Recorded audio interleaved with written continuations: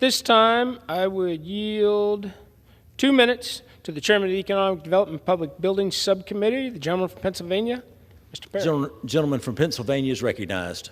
Thank you, Mr. Speaker, and I thank the Chairman for his leadership on this issue.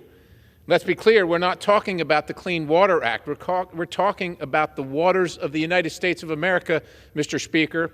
And definitionally, what's happened here is the administration didn't like what was in the rule, in the regulations. They just changed the definition. That's what they didn't like it, so they changed the definition such that under this rule, nearly every single property across the entire United States subject to one drop of rain is now open to enforcement by the federal government, not your state government, not your local government, the federal government coming in to tell you that you're a polluter, that you're misusing your land because a drop of rain landed on it. And people say, oh, you don't really mean a drop of rain.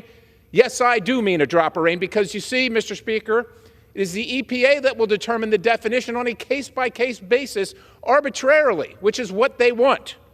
And that's why it's important that we override the president's veto. See, he didn't veto on behalf of the United States of America because the United States of America sent the people to this chamber to vote on what they wanted, and we passed the Congressional Review Act to say we don't want the definition changed. Well, the president doesn't like that, so on behalf of bureaucrats that work in Washington, D.C., half of which probably don't even have a yard, they probably live in a high-rise, they don't even have grass, but yet they're going to tell you how you're going to live your life and how you're going to use your land based on the federal government's rule.